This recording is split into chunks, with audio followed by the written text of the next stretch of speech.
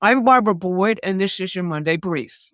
Now, tomorrow, President Trump and President Putin will talk. The parameters of the deal being discussed are being made somewhat clear by statements made on Sunday and previously. From the American side, it is noted publicly that Ukraine will have to give up some territory. NATO membership is off the table. Russia has stated that European troops on the ground in Ukraine, as proposed by the European Union's warriors, I'm putting that in quotes, as so-called guarantors of security or otherwise, is a red line, a provocation which will not be tolerated by Russia. It means nothing less than war. Russia has also made very clear what its negotiating posture is, and made that clear really from the outset of the special operation in Ukraine in 2022.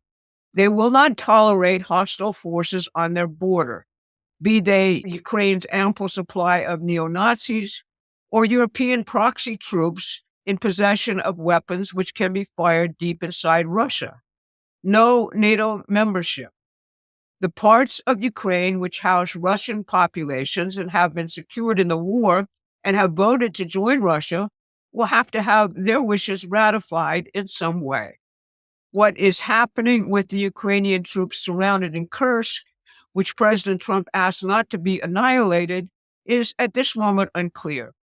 Most accounts say some kind of chaotic retreat is underway, but those are mostly Ukrainian-based accounts. The British and the French, Zelensky and others in NATO continue to demand that they be allowed to occupy Ukraine with troops or provide Ukraine with lethal weaponry capable of continuing to wage war with Russia.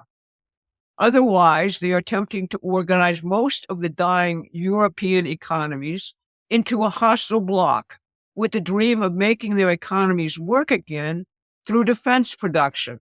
Now that the United States has made it clear that Europe and the British are not their major priority in the world, that the Atlantic Alliance, so-called, is mad and delusional and needs to learn its actual place. Now, Susan will cover the results of these negotiations on Wednesday. It is important to note that these talks about peace are not just direct conversations between Putin and Trump, but, as Trump has said, involve other major players, namely China and India. In the Middle East, Trump's trusted envoy, Steve Witkoff, will meet in Qatar for further negotiations concerning the remaining hostages and phase 2 of the ceasefire. As importantly, he's meeting with Arab leaders about their plans for Gaza after the war. The chief problem is that Arab leaders concede privately that they could provide troops and government for Gaza, absent Hamas, but won't commit publicly because of the rage against Israel from the Arab street. Putin's involvement in this at this point, in collaboration with Trump, would be a huge boost to the peace process here also. Now, concerning the economic picture, Scott Bessent, the Treasury Secretary, was on NBC Meet the Press on Sunday, and you should watch it because it makes very clear what the financial oligarchy strategy is. Bessent throughout is calm and assured. Christine Welker, the host of Meet the Press, on the other hand, is so overwrought that she is virtually spitting out her questions, which are all the lying talking points of the establishment.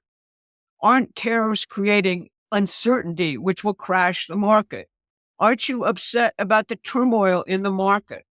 Will you say right here and now that there won't be a recession? Aren't the tariffs being administered irrationally and wildly by Donald Trump? Aren't Doge and Musk effectively wrecking every certitude in American political life?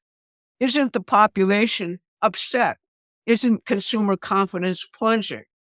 This followed a week in which every establishment organ was pumping out the same panic propaganda. Larry Summers, Bill Clinton's economic guru, who has pronounced the U.S. on the edge of a major recession in 2024 ever since 2022, was trotted out to say that Trump was now the cause of a looming recession. One of the lower leaders of the European Central Bank, said that Trump's uncertainty was worse than COVID. You get the point. Besant countered with reality. The wild government spending under Biden has resulted in government spending being a huge percent of GDP and stoked inflation. Stock market corrections are par for the course, particularly in this overheated market. If one had happened back in 2005 or 2006, he said, if someone had put the brakes on then, the 2008 collapse might not have happened. The stock market is not reality, Besant emphasized. The ability to produce is reality. Continuing the policies undertaken by Biden, he underlined, would have resulted in another existential financial crisis and collapse.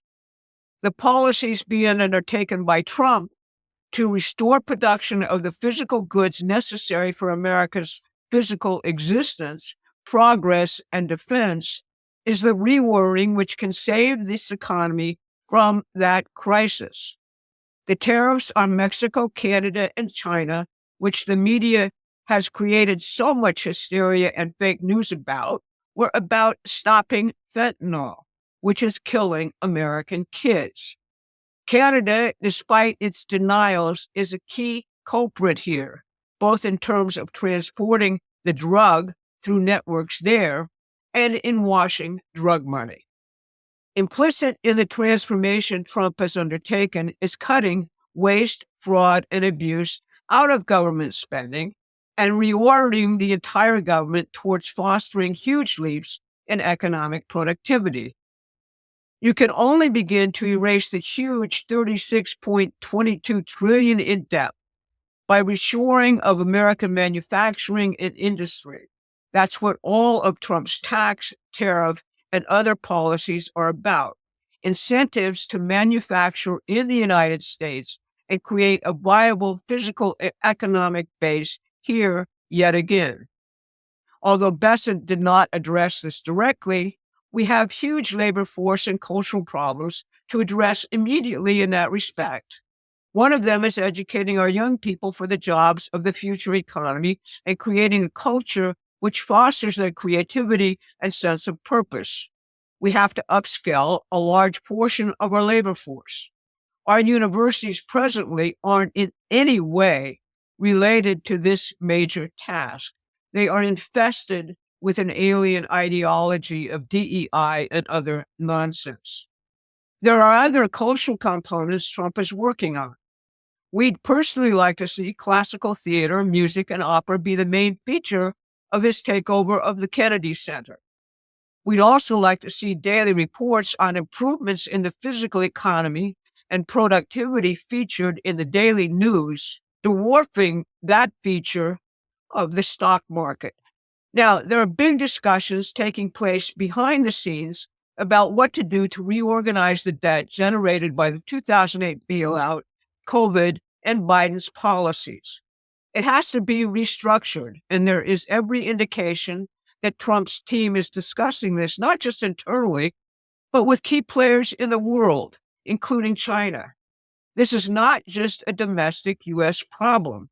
It exists because of the predatory nature of the current financial system throughout the world. Scott Besant has noted that he is a student of the Bretton Woods fixed exchange rate system and has referenced that publicly on numerous occasions. It has also been made clear recently that Trump's economic team, including those around Musk, are studying the World War II mobilization of the U.S. economy under Roosevelt, but run by William Knudsen and Henry Kaiser, largely through a mobilization of the private sector of the U.S. economy. This private sector mobilization is what Scott Besant keeps emphasizing, and which has already resulted in trillions of dollars of private investment in this revitalized U.S. manufacturing economy. Finally, I'd like to direct you to a fantastic class Tony Papper gave on Saturday night, giving you the philosophical basis of the system of sovereign nation states collaborating to achieve the highest aims of mankind, the new international order imagined and propounded by Donald Trump. He's repeatedly emphasized this and counterposed it to the horrific globalist order, which he is now dismantling.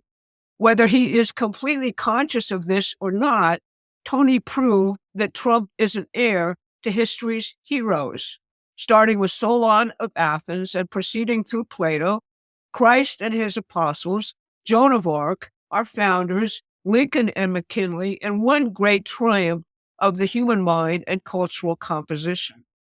Tune in and watch it, please.